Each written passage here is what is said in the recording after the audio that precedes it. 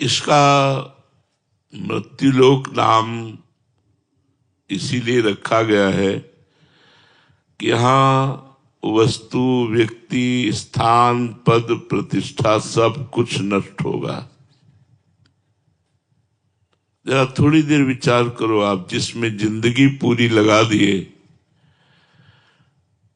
आपको अकेला जाना पड़ेगा, आपके साथ कोई वस्तु नहीं जाएगी, पर कर्म जाएंगे। वर्णन करते हैं कि कर्म का फल इतना अधिक मिलता है, यदि आप पुण्य कर्म करेंगे तो वो भी आपको बहुत करके मिलेगा। पाप कर्म का फल दुख, रोग, नरक और अन्य योनियों में जन्म लेना है। पुण्य कर्म का फल सुख, स्वर्ग और अच्छे कुलों में जन्म लेना है। इन दोनों कर्मों से अलग हट करके है भगवत भजन, जो पाप और पुण्य दोनों से अलग है। ये सीधे भगवत प्राप्ति कराता है, मोक्ष प्राप्त कराता है, अखंड सुख प्राप्त कराता है, जहां किंचन मात्र दुख नहीं, मरना, जन्मना, रोग, किसी भी तरह का कोई दुख नहीं।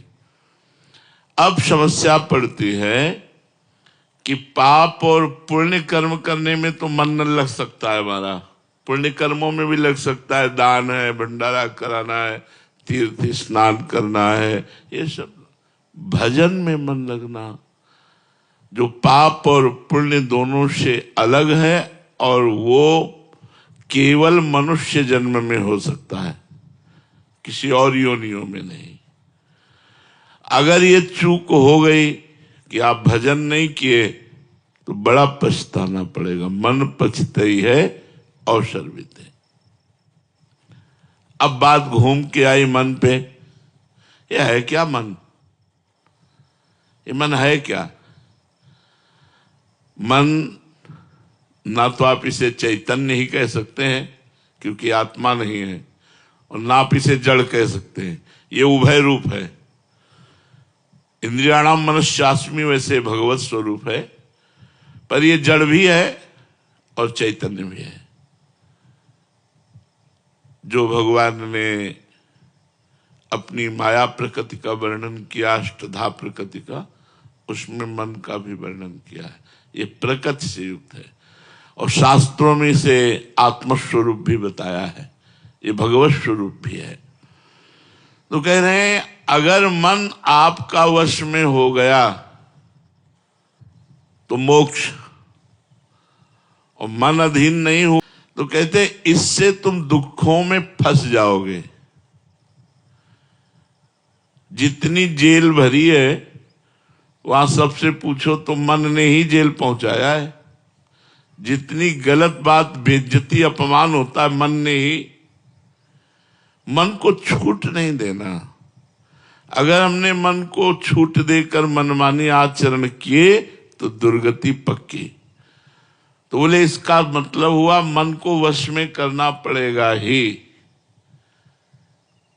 बोले जी, तो इस मन को वश में करने का उपाय क्या है? क्या उपाय है मन को वश में करने का? यही बात अर्जुन जी ने भगवान से पूछा था। भगवान ने कहा अभ्यास और वैराग्य। अभ्यासेन और वैराग्यन, ये दो बात कही थी। अभ्यास तो राधा राधा राधा राधा राधा राधा, और वैराग्य गलत आचरणों से अपने आप को संपूर्ण रूप से बचाने की चेष्टा करना। ना बच पाने पर रोना और दुखी होना, प्रभु से प्रार्थना करना। जब हम नहीं बच पा रहे तो प्रभु से प्रार्थना करें, रोएं, वही रोक सकते हैं। कोशिश हमारी पूरी रहे, हमारी मनमानी आचरण ना हो। मन को अगर वश में करना है तो किसी भी भोग को भोगते समय नाम न छोड़िए, तो मन वश में हो जाएगा, पर नाम चलेगा नहीं। गुलाब जामुन पाना है, समोसा चटनी पाना है, अच्छे अच्छे पदार्थ उस समय चले, राधा राधा, तो गुलाब जामुन का स्वाद आपको फंसा नहीं पाएगा। इसी तरह संपूर्ण भोग, जितने भी भोग संसार के हैं, गृहस्थ में या वैराग्य में जो भी सेवन किए जाते हैं, यदि बहुत काम की बात है, यदि भोग भोगते समय अभ्यास नाम का चल रहा है तो आपको भोग का जो स्वाद है वो फंसा नहीं पाएगा। और दूसरा वैराग्य, जो शास्त्र निषेध करता है, संत जन निषेध करते हैं, वो हमें नहीं करना। नहीं, फंस जाओगे पक्का, चाहे जितने चतुर हो फंस जाओगे। शास्त्र जो कहता है उसकी आज्ञा का यदि अक्षरशः पालन करोगे तो आपको माया फंसाएगी नहीं। अगर आज्ञा उल्लंघन शास्त्र की हुई तो आप फंसे फंसाए हो, चिंता, शोक, दुख, संकट ये जरूर आपको घेर लेंगे। अभ्यास हर कार्य करते हुए नाम जप करना, हर भोग भोगते हुए जो शास्त्र युक्त है नाम जप करना। और वैराग्य, जिसे शास्त्र निषेध करता है, संत जन निषेध करते हैं, वो हम ना करें। फिर मन को हर समय देखते रहना, कहां जा रहा है, गलत जा रहा, तुरंत धिक्कार करके उसे हटाओ। ये जन्म भगवान के लिए मिला, तू गलत चिंतन करा रहा है। अगर सही जगह जा रहा है तो सपोर्ट कर दो उसको, धन्यवाद, बड़ी कृपा आपकी, आप भजन में लग रहे हैं। मन की चेष्टा को देखते रहना, मन को वश में करने के उपाय, पहला अभ्यास, दूसरा वैराग्य, तीसरा मन का निरीक्षण करते रहना, हर समय मन को देखते रहना। ऐसा नहीं हो पाता है, मन जो दिखाता है वो हम देखते हैं, हम मन को नहीं देख पाते। मन जो कराता है वो हम करते हैं, मन के ऊपर शासन नहीं कर पाते। यही साधक और असाधक में अंतर है। साधक हर समय मन को देखता रहता है, अगर वो गलत चेष्टा करता है, गलत संकल्प करता है तो उसकी वो काट करता है, वो धिक्कारता है, वो परेशान अंदर से होता, नहीं नहीं ये नहीं होना चाहिए। तो फिर मन सफल नहीं हो पाता है, क्योंकि वो साधक है, भगवान का भजन करता है। चौथा, गलत आचरण के लिए मन जब कहे तो हमें चलना ही नहीं है गलत आचरण में, चाहे वो जितना कहे। वो इतना कहेगा कि आप व्यथित होकर वही कर बैठेंगे। मन की चाल पहले वो धीरे से फंसाता है और फिर हावी हो जाता है। ऐसे ही, अरे ऐसा थोड़ी करेंगे, बस वहां तक टहल आते हैं, वो धीरे से वहां ले जाएगा, वो ले जाकर अपने बस में कर लेगा। तो मन के कथनानुसार हमको नहीं चलना है। तस्मात् शास्त्रम प्रमाणम ते कार्या कार्यो व्यवस्थितौ। कार्य और अकार्य करना क्या है, क्या नहीं करना, इस शास्त्र के अनुसार चलना है। मन को बार बार भगवान की बातें सुनाना, इससे बस में होने लगेगा। अगर आपको ऐसा अवसर नहीं मिलता, बात वैसे तो अवसर है ही, मोबाइल भगवान है, आप संतों की वाणी, भगवान के पावन प्रवचन, पावन सत्संग, आप थोड़ी थोड़ी देर में आप सत्संग सुनते रहिए, आपका मन वश में होने लगेगा। और नाम को देखना, जैसे हम राधा जप रहे हैं तो राधा नाम देख करके राधा राधा, इससे मन बहुत जल्दी वश में होता है, पर लगता नहीं। अगर लग जाए तो बेड़ा पार हो जाए। मन को श्वास पे एकाग्र करना, जैसे अब हम नाम जप कर रहे हैं तो 5 नाम जप किए, ये गिनवाए मन से कि 5 नाम जप किए। अब श्वास छोड़ी तो 5 नाम जप किए, ये मन को गिनवाओ। अब वो जब इसमें लगेगा तो वश में हो जाएगा। ये सब उपाय मन के वश में करने के बता रहे।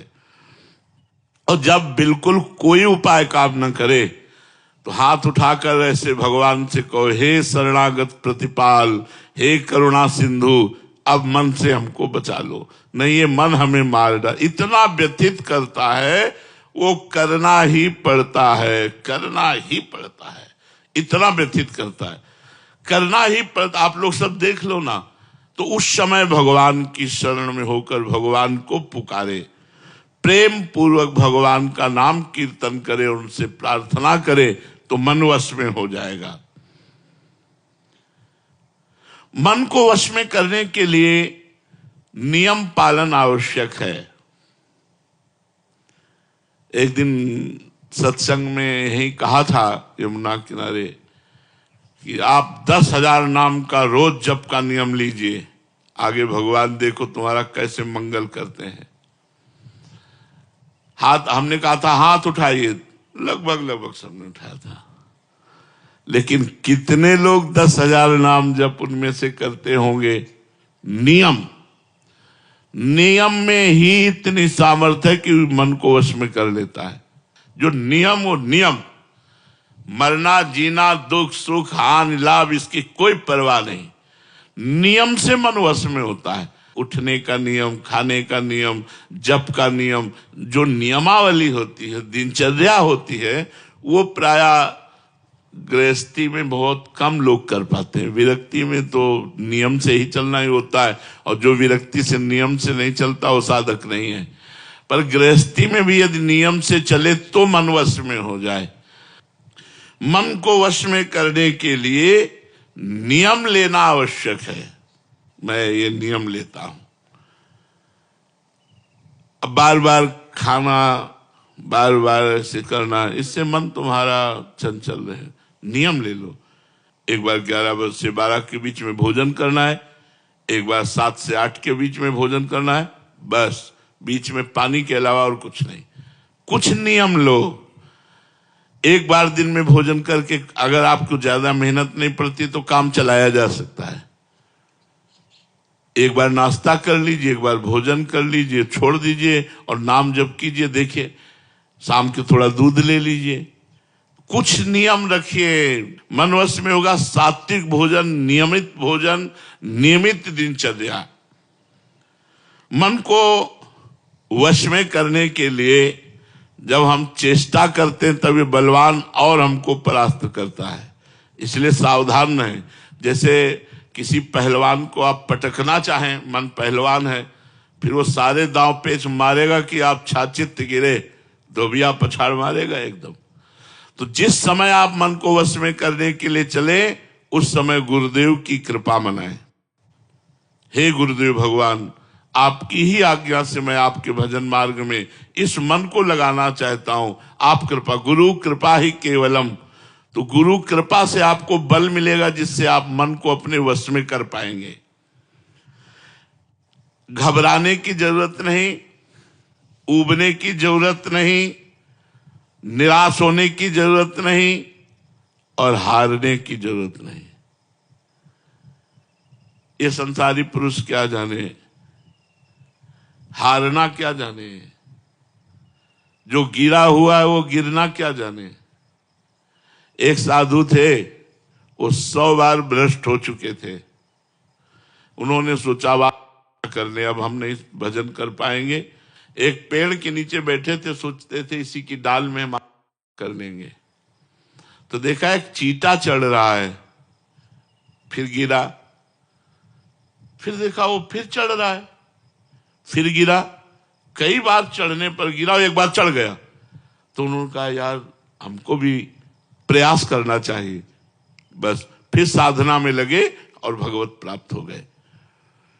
ऊबना नहीं, घबराना नहीं, निराश नहीं होना और हारना नहीं, अपनी साधना में चलते रहना। यदि भ्रष्ट हो जाओ तो भी, यदि गिर जाओ तो भी, नियम टूट जाए तो भी, अगर गलत मार्ग में कदम चला गया तो भी हम प्रयास नहीं छोड़ेंगे तो हम जीत जाएंगे। प्रयास छोड़ दिया तब तो फिर सब बेकार हो जाएगा। नाम जप करना, बार बार भोगों से मन को हटा के भगवान में लगाना। यदि हम हार भी जाते हैं तो भी हमको नहीं रुकना, हमें प्रयास करते रहना है।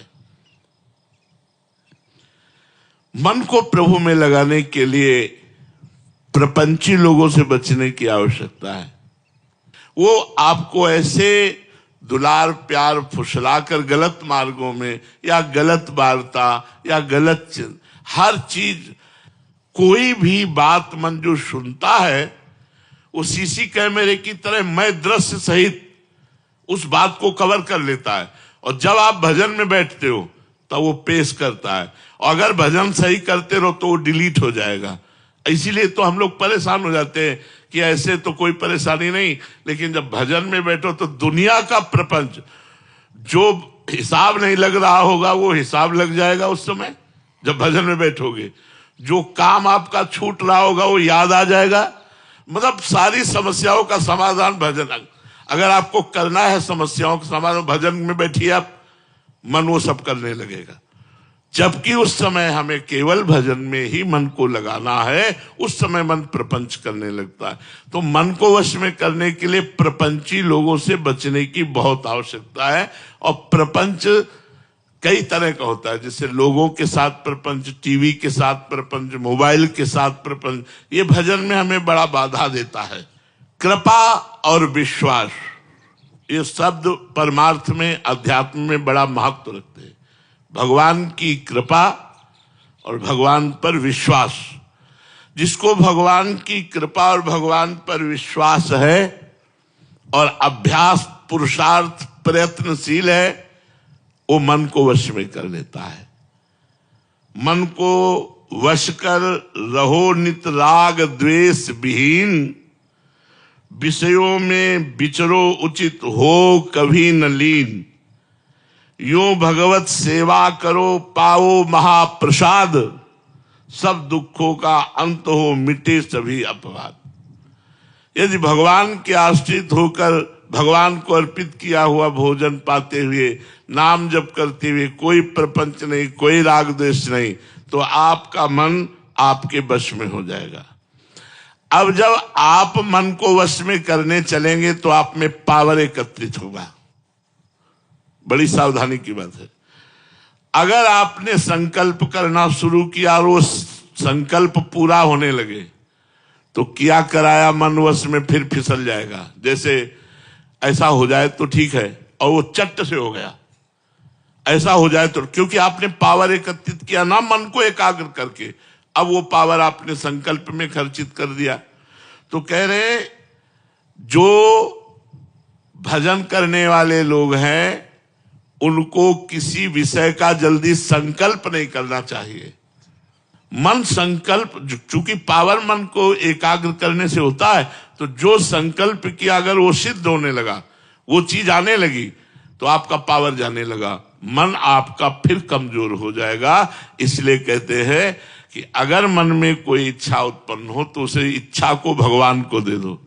प्रभु मेरे मन में इच्छा आई, अब आप देखो पूर्ण करना हो तो ठीक, और नहीं पूर्ण, तो अगर पूर्ण होती है तो हम अपने मन की ताकत ना माने, संकल्प न माने, हम माने हरि कृपा से पूर्ण हुई है, तो हमारा मन फिर भगवान के मार्ग में, अगर कामनाओं की पूर्ति कराते रहे तो भगवान के मार्ग में आगे नहीं